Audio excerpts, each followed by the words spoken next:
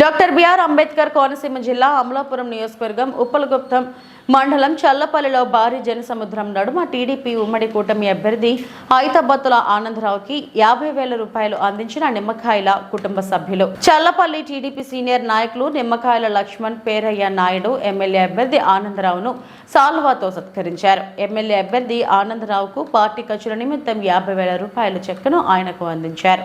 లక్ష్మణ్ పేరయ్య మాట్లాడుతూ ఈ ఉప్పలగుప్తం మండలం మాచల్లపల్లి నుండి భారీ మెజారిటీని పార్టీకి అందించడానికి టీడీపీ, జనసేన, బీజేపీ కార్యకర్తలు అందరూ కలిసి పార్టీకి కష్టపడి పనిచేస్తామన్నారు.